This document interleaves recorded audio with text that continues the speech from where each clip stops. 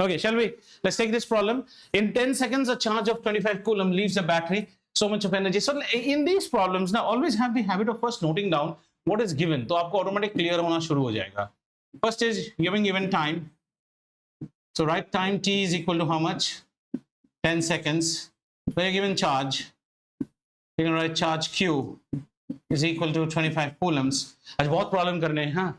Leaves a battery and 200 joules of energy. So energy, which can be also same as work, and that's W is equal to 200 joules, is delivered on outside circuit. What is the PD across the battery? So they've asked you to find PD is unknown and what current flows to the battery. I is unknown. So I think I is very easy. I is Q over T, which is relevant from here. Aarav नहीं आया ना? क्या क्या आजकल बड़ा मस्ती मार रहा है वो? हाँ? And PD is equal to how much? W by Q. So it's a straightforward mathematics problem. There's nothing physics involved in it. Shall we go ahead? ठीक है? Don't think that sir is writing it. हमें तो लिखने का मौका भी नहीं दिया. आप just देख लो इस क्लास में हमें बेटा ज्यादा प्रॉब्लम्स करने हैं 1 घंटे में. आप देखो आप इसको डिकोड कर पाए कि नहीं. बाकी आप घर पे करो, क्वेश्चंस आपको जाएंगे. ये डिकोड हो पाया? So आपको क्या क्या पूछा? What is the PD? PD की वैल्यू क्या होती है बेटा? W upon Q. And what is the value of I? Q upon T. Just check करो, ये सब दिया हुआ है. कर लेंगे हम लोग इसको. आगे बढ़े. चलिए आगे बढ़ते हैं. What current flows to the battery? Current is equal to Q by T. और नहीं तो क्या? और भी कुछ करंट है क्या? Current is Q by T ना? 1 ampere is said to be the current flowing in a circuit when a charge of 1 coulomb flows past the cross section of a conductor in 1 second. आगे बढ़े. चलिए चलिए. An electric heater is connected to a 230 volts main supply. 230 volts main supply मतलब इसमें हमारा PD दिया हुआ है 230 volts. ठीक है. A current of 8 amperes flows to this. I दे दिया है 8 amperes. सबसे पहले पूछा How much charge flows through the circuit in each second? हमें चार्ज निकालने बोला है, Q निकालने बोला है. Q हमें नहीं पता, तो Q को निकालने की कोशिश करते हैं. PD की वैल्यू क्या होती है बेटा? PD की वैल्यू होती है W by Q. अच्छा ये भी नहीं पता आपको. I की वैल्यू क्या होती है? Q by T. अब फंस गए हो आप. आपको Q पूछा है कनेक्टेड टू 230. हाँ T कितना है? 8 सेकंड पूछा है, तो हमें T भी दे दिया है. तो T दे दिया है तो हमें I की वैल्यू आ जाएगी. I दिया है तो हमें Q की वैल्यू आ जाएगी. Q को हम यहां बिठा देंगे तो हमें हाउ मच चार्ज फ्लोज ना Q को, हाँ Q निकल जाएगा. तो Q तो यहीं से निकल जाएगा, फिर और आगे जाने की जरूरत नहीं है. Have you understood? The first one, it says how much charge flows around the circuit. So you need to get the value of Q. You know the current, you know the time, so you know Q. Next question, how much energy is transferred? Energy transfer करने के लिए ये चाहिए, ये दिया हुआ, ये निकल जाएगा आपका. ये फर्स्ट पार्ट से निकल गया. अच्छा तो प्लीज, हाँ, if I'm going fast, stop me and tell sir I have not understood. There is no shame here. रोक लो मुझे. बोलो बेटो. The first part, okay, let's see. It says how much charge flows through the circuit each second. Time कितना है? 1 second. तो ये हमने 1 second डाला बेटा, तो हमारी चार्ज कितनी आएगी? हमारी चार्ज आएगी 8 कूलम्स आएगी. 8 एम्पियर करंट का मतलब क्या है? जब 8 कूलम चार्ज किसी क्रॉस सेक्शन से 1 सेकेंड में हो जाए तो उसे हम कहते हैं 8 एम्पियर. तो कितने गए? 8 कूलम गए. जैसे 8 कूलम मिल गया बेटा, 8 कूलम यहां बिठा दो. W आपने निकालनी है, PD तो सी दिया हुआ है. हाँ बेटो बोलो. हाँ 1840 करेक्ट है भाई, छा गए आप. आपको मिलता है बिजनेस क्लास सीट. आगे बढ़े. Anyone has any doubt? अरे अद्वैत मजेदार चीज है यार, स्कूल भी जाता है, सो के जाता है रोड में. उस दिन में 2 बार बुलाया, तीसरे बार में सुना कोई नहीं है. I'm getting out of titanium and he is just passing me. Advait, जागो. हाँ सर, हाँ. मजेदार हो. चले आगे. आइए, यहां से प्रॉब्लम शुरू होता है. These are competency based questions type. ठीक है. पहले 32 देखते हैं, फिर 33 देखेंगे. धीरे धीरे, slowly. A student made an electric circuit shown here to measure the current through two lamps. ये बिल्कुल competency based question है। लैब में बच्चा देखना चाहता है कि दो लैंप जलाने से कितना करंट पास हो रहा है, और वो एक सर्किट बनाया करंट मेजर करने के लिए। ठीक है, सबसे पहले आप ध्यान दीजिए क्वेश्चन में क्या पूछा है, to measure the current. Are the lamps in series और पैरेलल? मुझे तो रिंगा रिंगा रोजेस दिख रहा है, तो ये सीरीज में है। The student has made a mistake in this circuit. उसको क्या मेजर करना है? करंट। करंट किससे मेजर होता है? एमीटर। एमीटर कैसे कनेक्ट होता है? अगर उसको करंट मेजर करना है तो current should pass through the measuring device ना। इस भूतनिके ने एमीटर को पैरेलल में कनेक्ट किया है, across. He has connected the ammeter like a voltmeter. See, this is the difference in CBSE kids and other kids now, because you are so habituated to formula oriented problem. ये problem आपको थोड़ी देर के लिए break मरवा देता है, क्योंकि hands on नहीं होता है ना। इसीलिए कहानी सुनना जरूरी है। फ्रॉम दिस ईयर ऐसे ही क्वेश्चन आएंगे। जो आपने अभी तक किया है ना, वो जस्ट आपका एक्लिमेटाइजेशन है।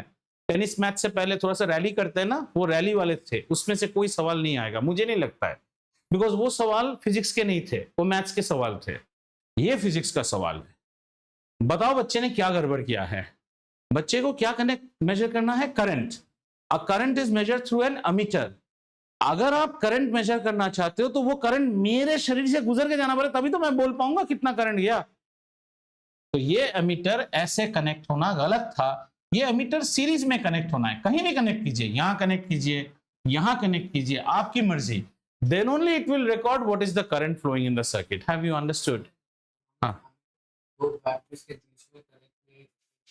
किसमें? बिल्कुल कनेक्ट कर सकते हो।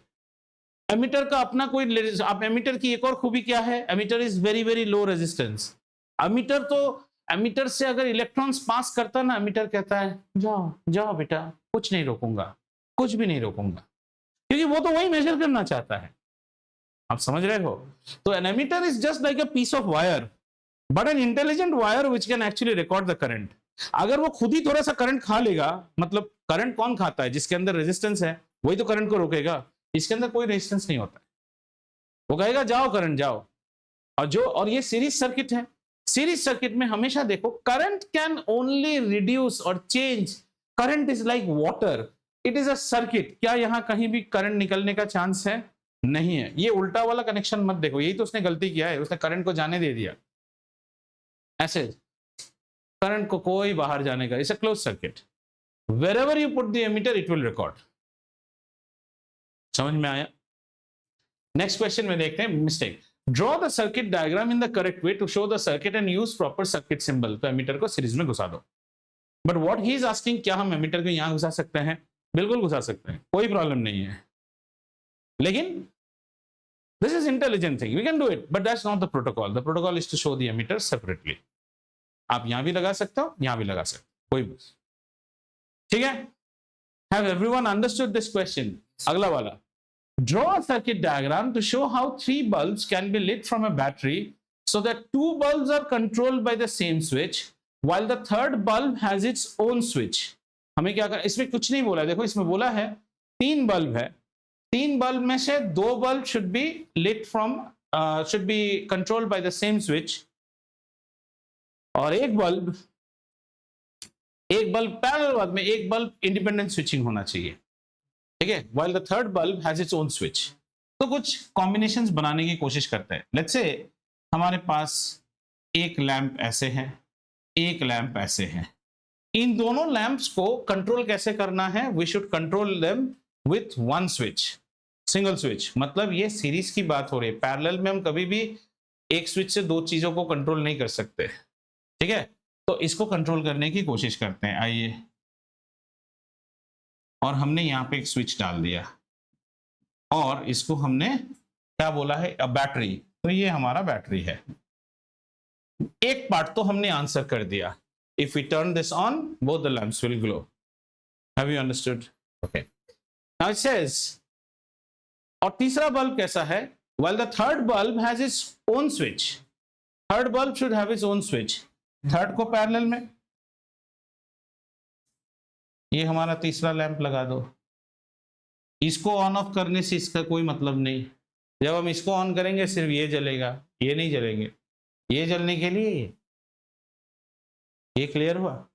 ये समझिए, इसमें टाइम लगाइए, आपको समझ में आया कि नहीं देखो। And don't try to mug up the drawings. Mug up करने से आप गलत करोगे। आप पहले समझिए, एक स्विच से दो बल्ब को कंट्रोल करना है, आप पैरेलल में दो बल्ब कंट्रोल, आपका मन चाह रहा होगा सर मैं ना एक ऐसा सर्किट बनाया। बेटा कैसा सर्किट बनाया? सर मैं पैरेलल में दो लैंप लगाया। बहुत अच्छी बात है। और इसको मैं क्या करता हूं सर, यहाँ पे मैंने स्विच दे दिया और यहाँ मैंने बैटरी लगा दिया। क्या हो जाएगा? तुम जैसे ही इसको ऑन करोगे, अब इसमें कैसा रहेगा, इसको आप, ये भी एक सर्किट है, इसमें दिस कॉम्बिनेशन से भी हम जला सकते हैं। इसको अगर आप ऑन करोगे तो भी दो जलेगा, ये भी पॉसिबल है। But they have not specified whether you want to do in series or parallel, so if you show this also it's correct, this is also, but here suppose you want to have a third switch, अभी यहां पे लफड़ा हो जाएगा। देखो third lamp जैसे ही यहां connect करोगे ना, whenever you turn this on, it will connect all the, ये भी जलेगा, ये भी जलेगा, ये भी जल जाएगा, इंडिपेंडेंट नहीं हो पाएगा। और अगर आप और एक थर्ड में यहां पे एक स्विच काटना चाहो, सपोज यहां पे एक स्विच कर दो, तब एक और प्रॉब्लम है, ये बल्ब इंडिपेंडेंटली नहीं जलेगा। हाँ, both the switches then only, मतलब जब तक किचन और बाथरूम नहीं जलेगा ड्राइंग रूम नहीं जल सकता है। तो दिस इज इडियटिक वायरिंग, ऐसा हम नहीं करते। Did you understand the beauty here? If U turn it on also it will not glow because ये ऑफ है, इसको और इसको ऑन करते ये दो ऑन हो जाएगा। तो बेवकूफ वाली बात होती है। समझ में आया ऐसे क्वेश्चंस? ठीक है, I will say Lakhmir Singh के जितने शॉर्ट आंसर, लॉन्ग आंसर के डायग्राम टाइप क्वेश्चन है, हॉट्स है, सबको कीजिए, तब आपका कॉन्सेप्ट क्लियर होना शुरू होगा। आइए next question. A simple electric circuit has 24 volt battery and a resistor of 60 ohms। ठीक है, what will be the current in the circuit? Resistance of the connecting wire is negligible. तो ये मुझे कह रहा है कि आई हैव अ बैटरी और बैटरी कितने की है? 24 वोल्ट्स की है, एंड एक रेजिस्टर है। Resistor means it can be a bulb और anything. This is my resistor, ये कितने का है? 60 ohms का है, तो ऑब्वियसली ये प्लस माइनस है, तो यहाँ पे करंट तो दौड़ रहा है। It says calculate the current in the circuit, the resistance of the connecting wires are negligible. Obviously we always use good conductors like copper and their resistance are almost negligible. अगर इसका resistance रहेगा तो wire heat होना start हो जाएगा, है ना। हम नहीं चाहते कि वायर में कोई पोटेंशियल ड्रॉप हो, तो ये तो बहुत आसान है, Ohm's law, V by I is equal to R, निकल जाएगा ये। Did you understand? Who has not understood this question? Yusha, want me to explain again? Is this clear to all of you? ठीक है? Did you understand this last line? The resistance of the connecting wire is negligible. Obviously, the connecting, it's like, this is in analogous to plumbing. How will we say? The pipes are extremely clean from inside and do not stop any water flow. अगर हमारा pipe अंदर से clogged रहेगा तो पानी थोड़ी आराम से आएगा। And if you are eating too much of junk food, put it to you, the arteries are free of any coaxial fats. As a result, blood flow is very good. अगर artery के अंदर आपका fat जमा हो जाएगा, इसका मतलब arteries resistance पैदा कर रही है, हार्ट को ज्यादा पंप करना पड़ेगा, और फिर क्या होगा? और वो वक्त था जब उन्हें दिल का दौरा, और वो फोटो बन गए। आगे चलिए। An electric iron draws not iron, it's iron. An electric iron draws a current of 3.4 amperes from the 220 volt supply. What current will this iron draw? Very nice question. This is a typical American question. Bharatvarsh में हमारा जो इस्त्री है वो 3.4 ampere current पुल करता है। इस इस्त्री को हम कहां ले गए? अमेरिका। 110 वोल्ट में कितना करंट ड्रॉ करेगा? अच्छा, इस क्वेश्चन को कैसे आप डील करोगे? फॉर्मूला छोड़ो, इसमें करंट की बात हो रही है। कितना करंट की बात हो रही है? वोल्टेज दिया हुआ है, मतलब दो अलग अलग वोल्टेज दिया हुआ है। दो अलग अलग वोल्टेज में एक ही डिवाइस कितना कितना करंट ड्रॉ करेगा। प्रॉब्लम को पहले मैप करना सीखिए। हमारे पास दो ज्योग्राफीज है ना, एक है हिंदुस्तान और एक है संयुक्त राष्ट्र अमेरिका।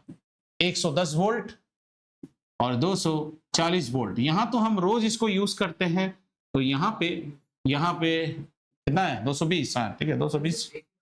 हाँ नहीं की डाउट अभी नहीं, डाउट तो हो ही नहीं सकता है, डाउट होगा तो बाहर फेंकेंगे। 220 वोल्ट यहाँ पे 3.4 एम्पियर खींचता है, और इसको मान लो V2 ले लो, तो यहाँ पे I2 कितना खींचना चाहिए। एक चीज आप लोग अभी भी आंसर नहीं कर रहे हो, क्वेश्चन में कुछ एक चीज तो सेम है। You're not thinking like a physics student. इतना हाईफाई नहीं है, अरे इतना साइंस ही नहीं सोचना है, लिटरेचर की बात पूछ रहा हूं।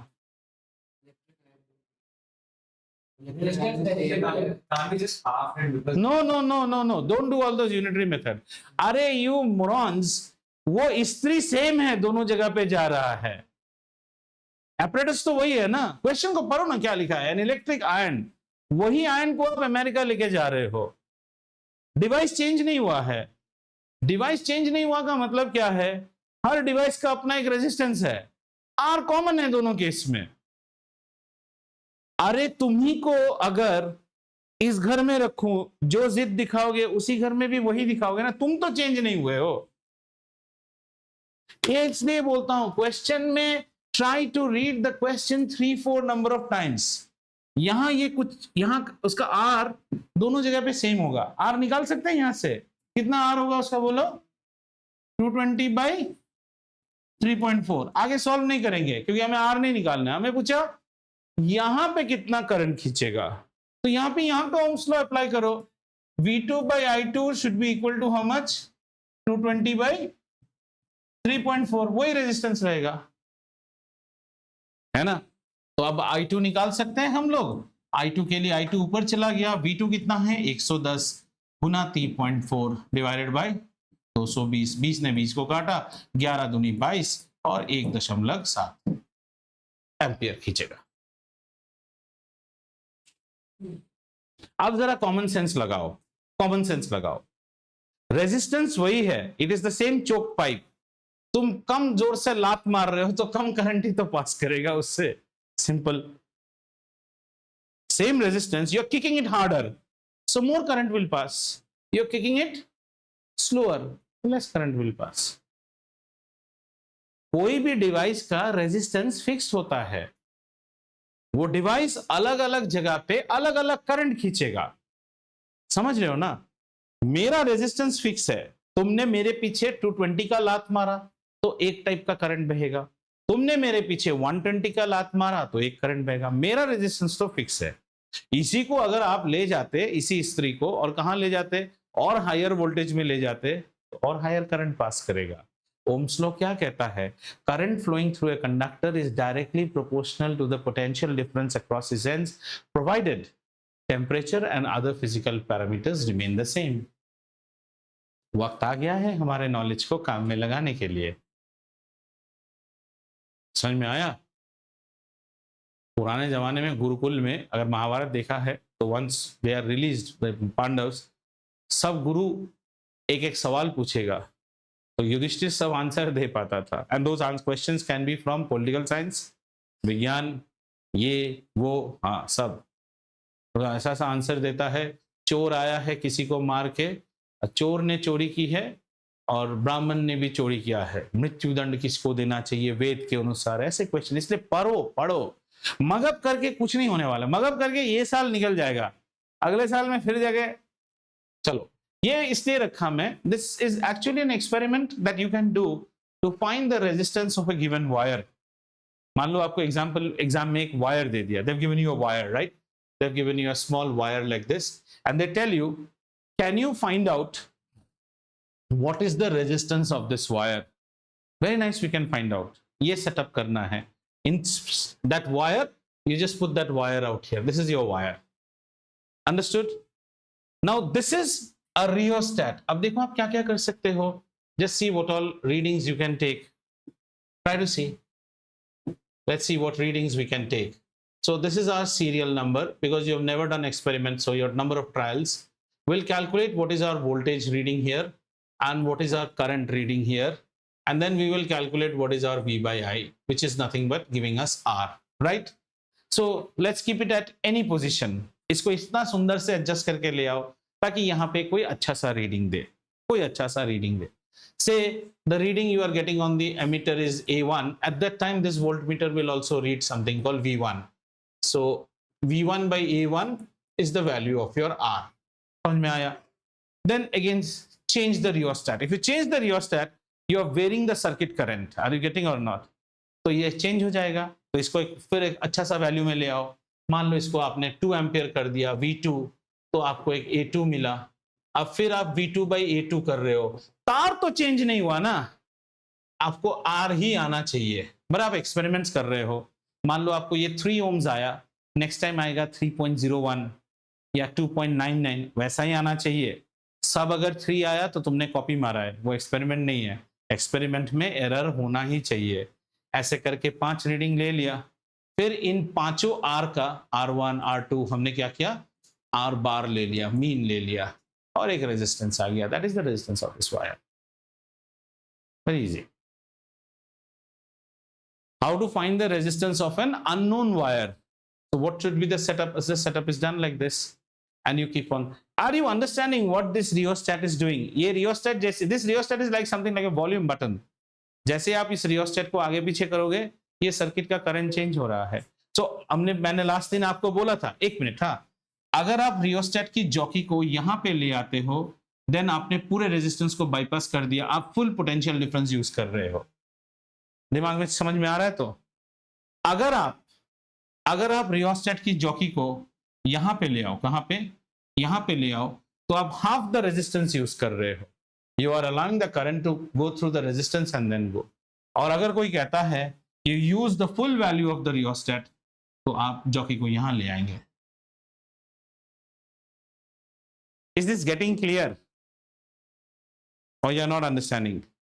Can you explain? I didn't understand. See, the job of this rheostat is a variable resistance.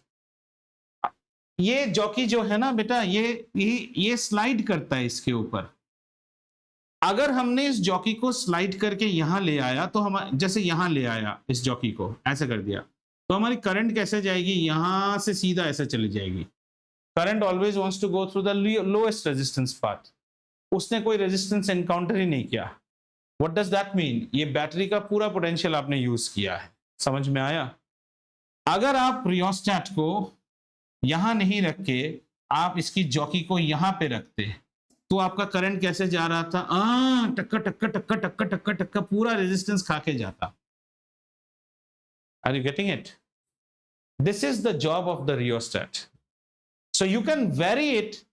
Every time you vary, this emitter is going to change, because the emitter is recording circuit current.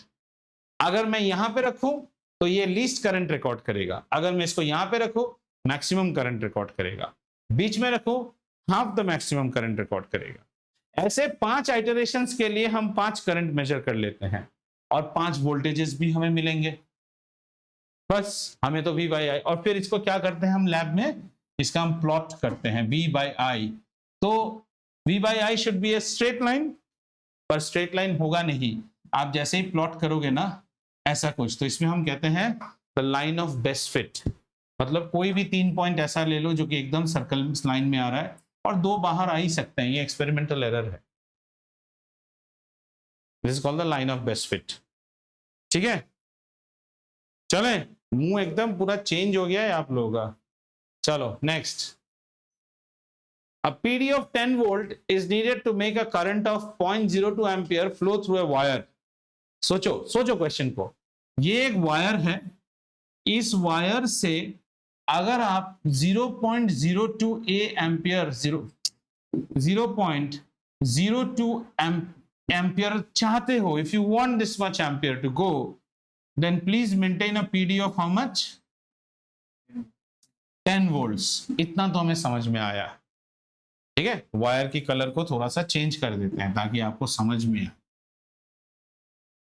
अच्छा, wire का अपना एक resistance भी है, तो ये data से हम इस वायर का रेजिस्टेंस भी निकाल सकते हैं, है ना. इसकी रेजिस्टेंस कितनी होगी, जो V है डिवाइडेड बाय 0.02. इतना रख लेते हैं. अभी आगे सवाल को पढ़ते हैं.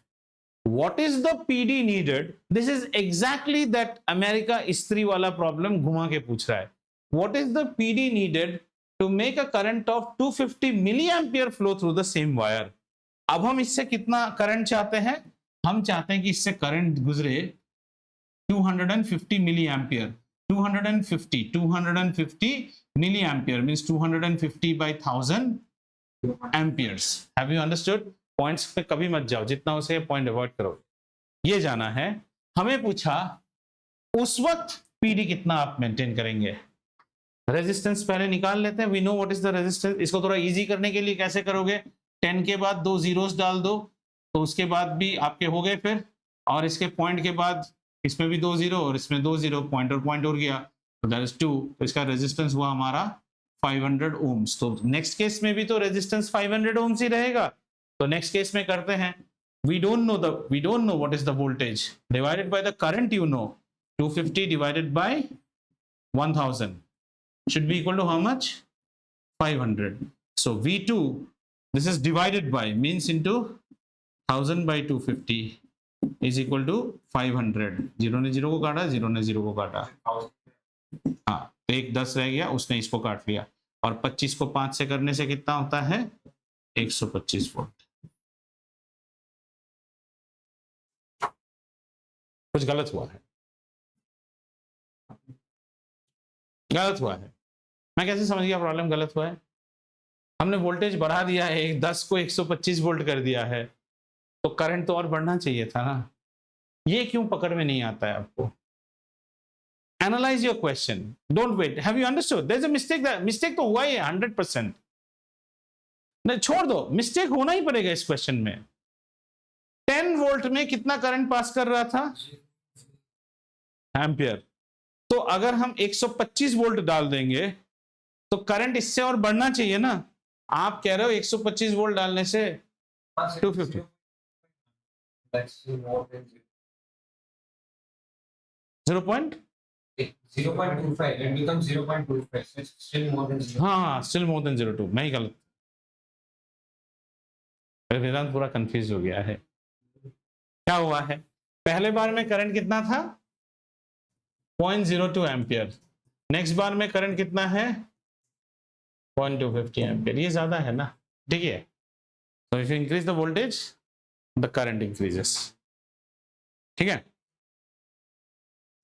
एक इंटरेस्टिंग प्रॉब्लम करें. इसको छोड़ते हैं. इसको ये समझ में आया सबको? नहीं आया तो करके दिखाते हैं. Have you understood or not? Sure. No, we'll do that one also. Then we'll go for the next one. A current of 200 milliampere flows to a 4K resistor. 4K means 4,000 ohms. What is the PD across the resistor? So it's just trying to calculate, check whether you are correct with the multiplication factor. PD, V is equal to IR. What is the value of I? 200 into 10 to the power minus 3. So many milliamperes. And the resistance is how much, beta? 4 into 10 to the power 3. है ना? तो 10 to the power minus 3 ने 10 to the power 3 को काट दिया, तो आपका voltage कितना हो गया? 800 volts. You use exponents in this. Easy है. Clear?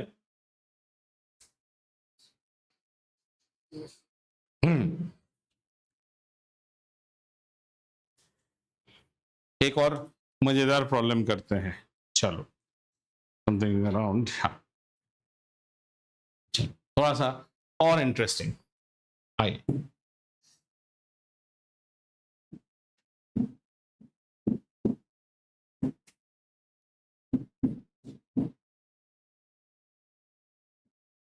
ये मतलब वेट है. ह्यूमन बीइंग वेट कंडीशन में नहा के आया है. ये ड्राई है, ड्राई. और ये क्या है? ये वेट है, गीला है, नहा के वाके आया है. ड्राई इंसान को का जो रेजिस्टेंस होता है ना ह्यूमन बॉडी का, कुछ 10,000 ओम्स के आसपास होता है. 10,000 ओम्स. और वही आदमी जब गीला हो जाता है ना, उसका रेजिस्टेंस ड्रास्टिकली फॉल करके कुछ 1000 ओम्स के आसपास आ जाता है. Resistance of the human body, human tissue. Beautiful data देखो। अब इस आदमी को हम क्या करते हैं, इस आदमी को 240 वोल्ट्स का शॉक देना शुरू करते हैं, ठीक है, शॉक। थोड़ी देर लगा के रखने से मर जाएगा, लेकिन can you just calculate how much current is passing through this person at this time? Very easy, 0.240 divided by 10,000, तो कितना हो गया? 0.024 amperes, which is equal to how much? 24 milliamps, यही है ना? 24 डिवाइडेड बाय 1000, तो यहां से आपको एक डेटा मिला, 24 मिली amps at a dry condition for you is considered almost dangerous for you, shock खा जाओगे इसमें। और लीथल है कि नहीं वो डिपेंड करता है कितना देर आप ये शॉक खा रहे हो। अगर थोड़ा ज्यादा देर खाओगे तो लीथल हो जाएगा, और वहीं अगर आप वेट कंडीशन में गीले हाथों से आपने इसको छू दिया तो आपसे कितना करंट पास हो जाएगा? ये 24 मिली एम्प्स की जगह 244 है ना, 24 इसमें कितना पास कर जाएगा? 24 नहीं, 24 डिवाइडेड बाय 1000, 0.024 एम्प्स, नहीं तो इसमें 0.0024, सॉरी। अरे यार आज क्या हो गया है, तुम लोग भी ना थोड़ा जोश तो दो ना। 240 divided by 10,000, how much is the value? 24 milliamps, have you understood? और इसमें कितना हो गया? 24 divided by 1000, so this is 24, so this is 2.4 milliamps, ये 24 मिली एम्प्स है, 24 डिवाइडेड बाय 1000, एक मिनट ऊपर में, एक मिनट, ये कितना हो गया? ये है हमारा 240 divided by 1000, so this is 0.24 amps and this is 24 milliamps. अब ठीक है, इतना क्लियर है? तो ना अभी भी गलत, और अगर इसको एम्प्स में देखना चाहो तो 0.024 एम्प्स, ठीक है। अब कुछ डेली नॉलेज के लिए देखो, 0.024 एम्प्स में आप शायद मरोगे नहीं, पर अगर इसका ड्यूरेशन ज्यादा रहेगा इट कैन बी लीथल। इसमें तो आप स्ट्रेट मर जाओगे, no questions asked, no questions asked. Bad condition में अगर आपने छू दिया, जनरली पीपल से समथिंग अराउंड 0.4 एम्प्स के आसपास आते भी ये आपके लिए लीथल करंट है to kill a human being, मर जाएगा वो आदमी। 1 एम्पियर बहुत दूर की बात है, क्या समझ में आया? अगर ये छू दिया आप मर जाओगे। मेरा सवाल वो नहीं है, मेरा सवाल है ये जो हम आजकल मोबाइल के चार्जर्स लेते हैं, वी हैव लॉट ऑफ, मेरा 1 एम्पियर चार्जर, 2 एम्पियर चार्जर, किसी का 3 एम्पियर चार्जर्स भी है। तो 3 एम्पियर चार्जर में ये आपका USB-C, आजकल तो सब USB-C यूज करते हैं, ये 3 एम्पियर चार्जर है।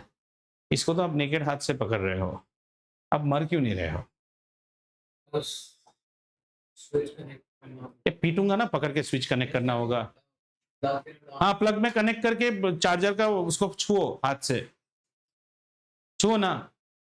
है चार्जर लगा हुआ, बहुत सारे चार्जर लगे हुए हैं, उसमें भी लगा हुआ है, छू के देखो ना। आप नहीं मरते हो, क्यों नहीं मर रहे हो? क्या इंसुलेटर कोटिंग, सामने वाले टिप को पकड़ रहे हो आप। आपको मैं अगर यहाँ पे एक एमीटर लगा दूं और मोबाइल में कनेक्ट करूं ना, अभी शायद वो एमीटर है क्या यहाँ पे? नहीं, मोबाइल में कनेक्ट करते दिखाएगा मोबाइल इसमें कितना जा रहा है, 2 एम्पियर जा रहा है। यहाँ तो प्रूव हो गया ना, दिस इज पूरा सत्य। What I am saying is absolute truth out here. We must have fumbled on the calculation, but it is very clear that the human body's dry resistance is 10,000। 10,000 में अगर आप wire पकड़ोगे 240 volts का, has anyone experience shock? Okay, so you just get a dirring type, you'll get it. Whether it becomes lethal or not, that depends upon for what duration you are getting this shock. But if you are holding it with wet hands, your resistance has dropped drastically. That means more current passes through your body, and the current is around how much? 0.24 ampere. Experimentally, it has been proved that around 0.4 ampere is lethal. America में जो execution करते हैं ना electric chair में, वहां से कुछ 500-600 ampere पास करा देते हैं, शेक होके 2 स्ट्रोक्स में पास कराते हैं। तो ये तो लीथल है, मर जाओगे इसमें। मेरा सवाल वो नहीं है, मेरा सवाल है जो मोबाइल का चार्जर होता है वो भी तो 2 एम्पियर का होता है, 3 एम्पियर्स भी होते हैं। दैट यू एग्री और नॉट? उसके टिप को छूने से, छूते तो है ना हम, हमें क्यों झटका नहीं लग रहा है, क्यों नहीं मर रहे हैं हम? क्या लेस है? potential difference what is the potential? when you plug in a हाँ, when you plug in a charger, yes. voltage is almost like 10 volts. 10 volts. देखो कितना आप लोगों का कॉन्सेप्ट में गड़बड़ी है, but he is somewhat near to the answer. Again use the concept.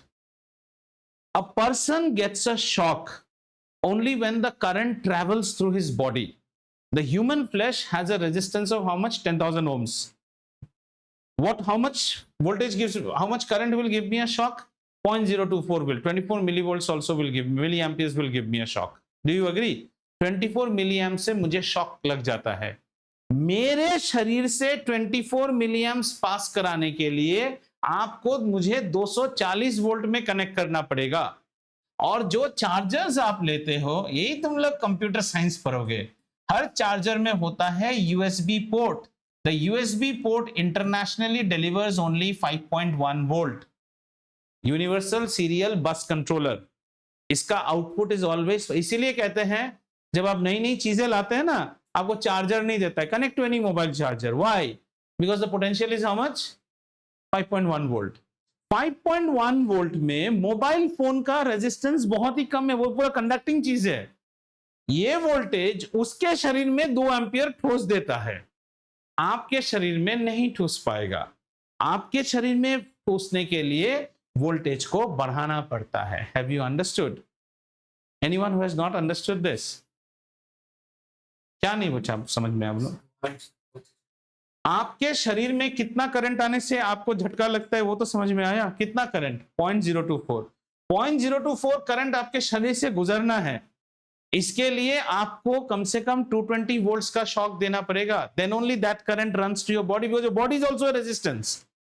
The mobile phones output voltage is only, chargers output voltage is only 5.1 volt. 5.1 volt के लात में इतनी ताकत नहीं कि आपके शरीर से 24 मिलीएम्प्स करंट पास कराए. लेकिन मोबाइल फोन की रेजिस्टेंस बहुत कम है, वो तो एक कंडक्टिंग चीज है. उसमें जब आप 5.1 वोल्ट लगा देते हो, उससे 2 एम्पियर गुजर जाता है. ये फैन खींचता है करंट अराउंड 0.63 एम्पियर्स. छूने से शॉक लगेगा ना 100%, क्योंकि हमको तो इतना में ही शॉक लगता है, ये तो 0.63 है. So interesting. ये जो छोटा वाला रेड एलईडी आप जलाते हो ना, ये रेड एलईडी भी 25 मिलीएम्प्स लेता है. इसमें वो खुशी खुशी जलता है और आप 24 मिलीएम्प्स में फोटो बन जाते हो. 24 में नहीं बनोगे, पर उससे थोड़ा ज्यादा में तो 100% lethal. Therefore, a person is not killed by voltage. A person is always killed by the current and the duration for which the current passes. अगर आप पतला पुतला हो, आपके टिश्यूज कमजोर हैं, आपका बीपी फ्लक्चुएट करता है, तो आप कम पीरियड में ही it will be lethal for you.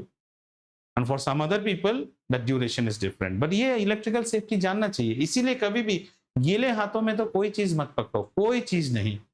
Typically hair dryers to everything, never never never गीले हाथों में और नंगे पाँव में. और हमारे इंडिया में रिचुअल क्या है? When the electrician comes to your house, भैया सैंडल उतार के आइएगा, जूते उतार के. You should never do that.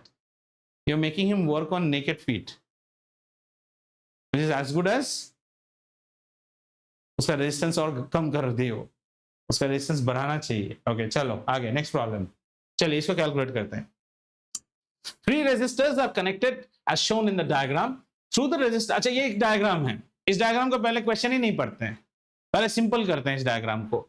अगर इस डायग्राम को हम सिंपल करें तो इस डायग्राम में क्या होगा जरा बताओ तो. यहाँ पे एक इक्विवेलेंट रेजिस्टेंस डालना चाहिए. ये रेजिस्टेंस का वैल्यू कितना होगा? 1/10 प्लस 1/15 ये होगा. ये इक्विवेलेंट रेजिस्टेंस R पैरेलल. 10 और 15 का एलसीएम कितना होता है? हाँ, जोर से बोलो ना. 30 होने से 10 वाला कितना हो गया? 3. 5 वाला कितना हो गया? 2 is equal to 1/R parallel, यानी 3 दूनी 5. 5 हो गया तो 1 6. तो R पैरेलल कितना हो गया? 6 ohms. तो ये वाला जो हमारा ग्रीन है 6 ohms हो गया. ठीक है. और थोड़ा और इंटरेस्टिंग करें तो इन दोनों को अगर हम कंपेयर कर दें तो 6 + 5 करने से कितना हो जाएगा? 11 ohms हो गया. ये है हमारा एक्चुअल. दिमाग आपका ऐसे सोचना चाहिए जब आप ऐसे प्रॉब्लम्स देखोगे. ये पैरेलल में था, एक रेजिस्टेंस पैदा हुआ, वो पैदा हुआ रेजिस्टेंस इसके साथ सीरीज में है। अब जो भी हमने किया सबको हमने मिटा दिया ताकि क्वेश्चन में किसी तरह का म्यूटेशन ना रहे। This is your thought process, that's why I made it like this. Now let's start thinking about a question just the same way. Okay, let's see. Through the resistor of 5 ohm, a current of 1 ampere is flowing. बड़ा interesting है, यहां से 1 ampere current गुजर रहा है। अगर इस block को मैं ऐसे ही सीधा कर दूं तो भी 1 एम्पियर करंट ही जा रहा है, लेकिन ये 1 एम्पियर करंट अंदर जाके स्प्लिट हो जाएगा बेटा, और निकलेगा बाहर से फिर 1 एम्पियर होके ही। मतलब यहां कुछ कांड तो होने वाला है। याद रखिए, दिस इज पैरेलल। पैरेलल में voltage does not get distributed, current gets distributed. Right, fine. What is the current through the other two resistance? You need to find out what is the current. Let's say this is the current I1 and this is I2. हमें ये दो निकालना है। अगर ये दो निकालना है तो यहां पे इंडिविजुअली आपको ओम्स लॉ लगाने की कोशिश करनी चाहिए। मतलब सम V by I1 should be equal to 10, और यहां भी सम 10, यहां भी सम V by I2 equal to 15। आप पूछना चाहिए, सर आपने दोनों में V1 V2 क्यों नहीं किया? पैरेलल है, पैरेलल में voltage will always be same, है ना। अब वो वोल्टेज हमें निकालना है। सबसे पहले एक तो ऐसे करंट ऐसे निकल जाए, पर इसके लिए हमें दोनों जगह पे क्या चाहिए? We want the values of V, right. V is the voltage which is out here. How do you get that V? So let's go back and let's now make this circuit little bit more simpler and make it like this. यहां पे वो equivalent resistance ले आते हैं अभी, ठीक है। ये कितने का निकला था हमारा? 6 ohms, और ये कितना है? 5 ohms, ठीक है। Understood? So if this is 6 ohms and this is 5 ohm, current कितना गुजर रहा है? 1 एम्पियर। अब 1 एम्पियर करंट इससे भी गुजर रहा है, because current does not have any other path. Do you agree? यहां से वोल्टेज निकल जाएगा। इसका वोल्टेज कितना आएगा बताओ? V by I is equal to R. So V by 1 is equal to 5. यहां वोल्टेज हमें मिलेगा 5 volts is the voltage here. So यहां का वोल्टेज कितना मिलेगा? 6 volts मिलेगा। That means one thing we have understood, ये ब्रांच में 6 वोल्ट का वोल्टेज डिफरेंस है। अब ये दोनों निकल जाएंगे इसी से। Did you understand? आगे पूछता है what is the PD across AB? ये तो आपने ऐसे ही निकाल लिया, 5 वोल्ट। फिर पूछा है what is the total resistance? 11 ohms. Shall we see it once again? आओ, पहले क्या पूछा है? Through the resistor of 5 ohms, a current of 1 ampere is flowing. What is the current through the other two resistors? Current जब भी यहां पे घुसेगा उसको दो रास्ता मिल रहा है, so it will become an I1 and an I2. However, एक चीज कभी नहीं भूलना है, सीरीज में वोल्टेज गेट्स डिस्ट्रीब्यूटेड, करंट में पैरेलल में current gets distributed. This is a parallel network, so the current has got distributed. Have you understood? And if I see the whole network now, the whole network is something like this. See, कोई तो voltage होगा ना यहाँ पे। What is this? 5 ohm. What is this? 6 ohms. Current कितना जा रहा है? 1 एम्पियर, ठीक है। हमने ये वोल्टेज निकाला, यहाँ का वोल्टेज कितना आया? 5, यहां का वोल्टेज कितना आया? 6। 5 और 6 को ऐड करें तो कितना आना चाहिए? 11। यानी कि सर्किट का वोल्टेज कितना आना चाहिए? 11, बिल्कुल 11 आएगा। आप इन दोनों को जोड़िए, नेट रेजिस्टेंस कितना हुआ? 11 ओम, और ये है 1 एम्पियर, तो फिर इसकी वैल्यू कितनी हुई? 11 वोल्ट हुई। 11 volt got split as 5 volt, 6 volt. 6 volt in the parallel remains constant, but the current gets split. Anyone who has not understood, bolo beta, I don't hesitate to teach this 7 times. You are very very ahead in course, but ये अगर अभी clear नहीं हुआ ना, आप क्या करोगे पता है? I know what you will adopt. You will adopt either mug up or you will adopt to avoid. I don't want either. अगर आप नहीं समझे हो बेटा, कोई शर्मिंदगी नहीं, 10 बार बोलो, मैं 10 बार समझाऊंगा, पर आप ट्रिक को पहले समझो। Don't put formulas. First 2 trick याद रखो। सर्किट को पूरी तरह से देखते हैं। Let's see the whole circuit. Is what type of combinations we are saying. हमें एक पैरेलल दिख रहा है, पैरेलल दिखते ही दिमाग में ले आओ, पैरेलल में करंट डिस्ट्रीब्यूट होता है, वोल्टेज कांस्टेंट रहता है। और फिर इस पैरेलल का इक्विवेलेंट निकाल लो तो एक सीरीज दिख रहा है, सीरीज में वोल्टेज डिस्ट्रीब्यूट होता है, करंट कांस्टेंट। अगर ये सब भूल जाओ तो याद रखना करंट पानी की तरह है, जहां आपको यहाँ पे डाइवर्शन मिलेगा करंट अलग हो जाएगा, ठीक है। तो ये जब हमें क्वेश्चन मिला, let's clear all mutations, okay. एक बार फिर से देखते हैं। सो एक प्रॉब्लम करोगे ना, बाकी प्रॉब्लम सब अपने आप आना शुरू हो जाएगा। हमें पूछा कि यहां से 1 ampere current is going, which is very good. This current is getting distributed and I tell that this is I1, this is I2। हमें पूछा यहां पे व्हाट इज द वोल्टेज, और यहां पे वोल्टेज पूछा है, what was the asked, what is the current through the other two, the current through the other two resistors. So they have just asked us what is the value of I1 and what is the value of I2. Now whenever there is a question on I, V and R, it's only Ohm's law, V by I is equal to R. इस चीज को याद रखो और इसको यहां put करने की कोशिश करो। तो आपका यहां पे कोई ना कोई वोल्टेज होगा, divided by I1 should be equal to 10 ohms, and similarly voltage divided by I2 should be equal to 15 ohms. Are we fine on these two? Okay. अब प्रॉब्लम क्या है, हमें I1 निकालना है पर हमने VV मान लिया। आपको किसने ये राइट दिया सर? तो आप बोलोगे ये पैरेलल नेटवर्क है, यहां वोल्टेज कभी डिस्ट्रीब्यूट नहीं होता, इसलिए VV। तो अब सवाल आता है इस V को निकालो। इस V को निकालने के लिए हम इस सर्किट को थोड़ा और सिंप्लीफाई करते हैं।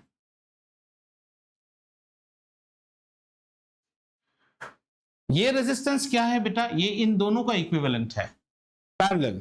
अगर हम पैरेलल लगाएंगे तो 1/15 प्लस 1/10, ये मोटा मोटी आके मेरा गिरेगा 6 ohms, और ये कितना है 5 ohms। अब लेकिन करंट कितना गुजर रहा है 1 एम्पियर। 1 एम्पियर इससे भी गुजरेगा, 1 एम्पियर इससे भी गुजरेगा, क्योंकि करंट को और कोई रास्ता ही नहीं मिल रहा है, ऐसे जा रहा है वो। समझ में आया? तो फिर से अभी हम क्या करेंगे, अब हम करेंगे इसको यहां पे भी लगाएंगे और इस नॉलेज को यहां पे भी लगाएंगे। इससे हमें क्या मिलेगा, वोल्टेज मिलेगा, पर इस बार अलग अलग वोल्टेज मिलेगा। सीरीज है भाई, सीरीज में वोल्टेज डिस्ट्रीब्यूट हो जाता है। चलो इसका वोल्टेज निकालते हैं, V is equal to IR। तो इसका वोल्टेज कितना होगा 1 एम्पियर इंटू 5 मतलब 5 वोल्ट। यहां पे 5 वोल्ट का ड्रॉप है, यहां पे कितना होगा 6 वोल्ट का ड्रॉप है, और यही तो टोटल वोल्टेज है सर्किट का। तो 11 वोल्ट आपने सप्लाई की, जो टूट गया 5 वोल्ट 6 वोल्ट में। लेकिन आप कहते हो सर अभी भी मेरा मन नहीं मानता है, तो आओ मन को मनाते हैं। इन दोनों का इक्विवेलेंट रेजिस्टेंस देखते हैं। सीरीज में कितना हो गया 11 ohms, और 11 ohms से कितना गुजर रहा है 1 एम्पियर, तो फिर वोल्टेज वा कितना होगा 11 वोल्ट होगा। क्लियर है? यही चीज को अलग अलग जगह में ठूसना है, और ठूसते वक्त याद रखो सर्किट हुआ सीरीज का है कि पैरेलल का। सीरीज है तो वोल्टेज, नहीं तो मेरा छोटे वालों का एक्सपेरिमेंट वो दिवाली वाला याद रखो ना, 40 बल्बों में 6-6 वोल्ट करके मैंने डिस्ट्रीब्यूट किया, कितना 240 वोल्ट, है ना। और जैसे फटने शुरू कर दिए वोल्टेज कम, बल्ब्स कम होंगे, पर कैपिटा वोल्टेज बढ़ गया, फिर पूरा ही उड़ गया। लेकिन उस दिन अकल आया, कुछ पाने के लिए कुछ खोना पड़ता है ना। आओ, तुम्हारे मम्मी पापा ने ये वाला सजा नहीं दिया ना, जब क्रिकेट खेलते थे टेनिस बॉल से, तुम्हारी आंखों के सामने इस बॉल को कभी नहीं काटा है, जैसे हमारा कभी काट दिया है ना आंखों के सामने। उस दिन याद हो जाता था, लेट घर लौटते थे ना, लाइट जलने के बाद लौटा।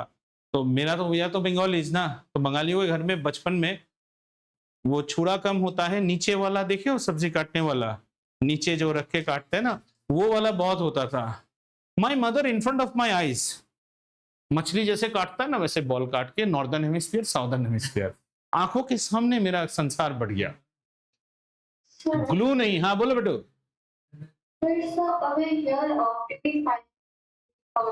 It remains constant, so we'll take Which part are you solving? First वो बोलो।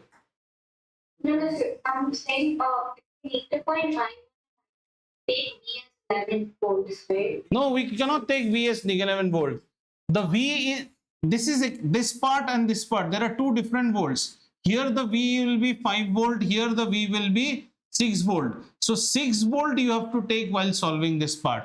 ये part is nothing but ये part. Oh, okay. So ये 11 volts will be for enter 11 volt को 11 वोल्ट हमने सप्लाई किया, ये ससुरा 5 वोल्ट खा गया और ये नेटवर्क 6 वोल्ट खा गया। ये 5 वोल्ट खाया, ये 6 वोल्ट खाया, और ये बेसिकली ये resistances to calculate I1 96 volts. 6 volts. Okay, thank you, sir. नहीं नहीं, वो I am not happy with that, thank you, you have done mug up now. तुमने समझौता किया है सर, तो क्या मुझे ये बता दीजिए इसमें 6 लूंगा कि 11 लूंगा, मुझे उसमें खुशी नहीं है। क्यों ले रहे हो 6 वो समझ में आया कि नहीं वो बताओ। जब तक वो क्लियर नहीं है आप क्लियर नहीं हो, लेकिन अगली बार मैं फिगर्स बदल दूंगा तो आप बोलोगे सर इस बार क्या लूं। इसलिए आपको समझना है क्या लोगे। क्यों आपने 6 लिया? आपने 6 इसलिए लिया क्योंकि इस नेटवर्क का वोल्टेज सिर्फ 6 वोल्ट्स का है, ये 5 वोल्ट का है। आपने कैसे निकाला? पहले इसका इक्विवेलेंट रेजिस्टेंस निकाला, फिर देखा इसमें कितना है, इधर 6 वोल्ट जा रहा है, 6 वोल्ट 2 बच्चों में जा रहा है, पर दोनों पैरेलल है इसलिए दोनों में 6 जाएगा, करंट डिस्ट्रीब्यूट हो जाएगा। इसलिए 2 क्लासों के बीच में पढ़ना बहुत जरूरी है। If you come directly to this class without studying ना, what will happen, first 15-20 minutes तुम सिर्फ फ्रिज से निकाला हुआ पनीर हो, सिर्फ गर्म हो गए, वो बक बक बक बक आने में बहुत टाइम है। या नहीं पढ़ के आओगे तो नहीं होगा, एटलीस्ट नहीं अगले क्लास में आपको करके भी आना चाहिए। ये देखो तो क्या है, ये रेजिस्टेंसेस है। नेटवर्क को पहले देखो, कैसा नेटवर्क दिख रहा है तुम्हें? पैरेलल है पर हर के अंदर सीरीज है। यहां एक सीरीज है, यहां एक सीरीज है, फिर पैरेलल। मैं अगर इस नेटवर्क को देखूंगा मैं बोलूंगा कि इसमें 9 ohms है, 9 ohms है और 15 ohms है, और ये दोनों फिर पैरेलल किया है। कंप्लीट कितना निकलेगा जरा बोलो तो? 1/15 प्लस 1/9, 9 और 15 में कितना होता है? 3 और 15 में 15, 45 करेंगे तो 15 तिया 9 5, 8/45, 8/45 मतलब रेजिस्टेंस बनेगा 45/8। That is the total resistance of the circuit. Voltage कितना है? 4 volt. Total current of the circuit निकल जाएगा। समझ में आया?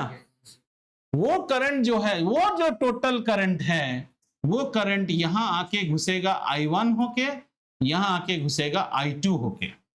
अब यहां बड़ा मजेदार प्रॉब्लम है, जब तक आप इसको एक साथ देख रहे हो और इसको एक साथ देख रहे हो तब लेकिन वोल्टेज कांस्टेंट दिखेगा आपको, लेकिन जैसे ही आप अलग अलग देखोगे, दे आर इन सीरीज, वही I1 दोनों से गुजरेगा पर वोल्टेज स्प्लिट हो जाएगा, वही I2 दोनों से गुजरेगा पर वोल्टेज स्प्लिट हो जाएगा। आपको पूछा क्या है? Current through the 6 ohm resistor. अब जरा सोचो, वही लगाओ, V/I is equal to R। हमें चाहिए I तो हमें चाहिए V/R, तो हमें 2 चीज चाहिए। 6 ohm में वोल्टेज कितना है वो चाहिए, और 6 ohm का वैल्यू तो है, तभी हम I निकाल पाएंगे। 6 ohm का वोल्टेज निकालना है हमें। कैसे 4 रहेगा? पैरेलल तो ये पूरे पैरेलल किसके साथ रहेगा पता? 9 ohm में 4 रहेगा। यही तो मजा है। अगर हम ऐसा कर दे 9 ohm ना, इसमें 4 वोल्ट है पर ये 9 वोल्ट एक्चुअली स्प्लिट है, 6 और ये, तो सीरीज में फिर ये that 4 volt will get split out here. How will you find? First find the total circuit current. Got it? So you'll get I. Then find out what are the individual resistances. The voltage. अरे तुम लोग यार मजा ही नहीं लेते हो। Total circuit current कितना निकलेगा हमारा? टोटल R निकल गया, ठीक है, और टोटल सर्किट करंट कितना है? I is equal to V/R। V कितना है? 4 इंटू 8/4 इज 32/45। इतना तुम्हारा I है, टोटल I है, ठीक है। अब इस सर्किट को छोटा करो, जस्ट छोटा कर दो। What is the resistance here? 9 ohm। What is the voltage here? तो यहाँ पे 9 ohm है, तो यहाँ पे भी वोल्टेज कितना आएगा? 4 वोल्ट ही तो आएगा, तो तुम्हारा I1 निकल नहीं जाएगा यहां से, ठीक है ना? अगर I1 निकल गया तो I1 और R पता है, I1 और ये पता है, तो इसका V और इसका V नहीं निकल जाएगा, V डैश जो भी है, बस हो गया। सोचना है, सोचना है। ऐसे में बहुत प्रॉब्लम रखा हूं। हाँ बोलिए। The same for 6, 1 and 3. Yes, I1 will be same for 6 and 3 because it's a series. Parallel के अंदर से सपने में सपना है ना, तो क्या सीखा बिल्कुल। और I2 जो होगा वो इधर इधर सेम होगा। ये पूरा चीज जब 9 बन जाता है ना तो वोल्टेज सेम होगा। So first job is to find out what is the net current of the circuit, then find out what is I1 of the circuit, then find what is I2. एक बार I1 I2 निकल गया तो फिर तुम्हें इसका इसके सब निकालना क्या मुश्किल है। That parent formula you can apply everywhere. You know the I, you know the R, so you know the V. And then when you find the V, the most beautiful thing should be if you add this V and this V, it should be equal to 4 because it's a series network. Next time you see an electrical engineer, do pass some honor to that person. It's the most toughest branch, as I always say. I'm a mechanical guy. अगर सोचा ना Python कर लिया मैंने, हाँ sir बोलिए sir. So in the whole 9 ohms, the I1 remain same in 6 ohms and 3 ohms, right? Like Yes, yes. only the voltage. Voltage will distribute because you try to see, यहाँ पे series है, series में current. अब देखो ना, देखो मैं reading से दिखाता हूं। यहां से आ रहा था सर्किट का करंट I, यहां घुसते ही बन गया I1। क्या कोई और रास्ता मिल रहा है? नहीं, तो यहां तक वो I1 ही रहा। यहां आके हो गया, अब ये वाला वैल्यू कितना होगा? ये हो जाएगा I माइनस I1, है ना। I से I1 किसी ने चूस के खा लिया, तो कितना लॉलीपॉप बचा? I माइनस I1, यही तो I2 है। इसको 11-12 में पढ़ोगे, किरचॉफ्स जंक्शन लॉ। तो जैसे ही आप ऐसे आओगे, यहाँ पे वही करंट जा रहा है और इसको हमने बोला I2। दोनों का फिर से हुआ पुनर्मिलन, I बन के घुस गया। फिर समझ में आया? जो वोल्टेज यहां है 4 वोल्ट, वही वोल्टेज यहां है, लेकिन इसको V है, डैश है, इसको V डबल डैश है, ताकि दोनों को जोड़ने से 4 होता है। जो वोल्टेज यहां 4 है वही यहां भी 4 वोल्ट है, लेकिन यहां V स्टार है, यहां V क्रॉस है। दोनों को जोड़ने से फिर 4 वोल्ट होना चाहिए। ऐसा बहुत रखा था। अगले क्लास में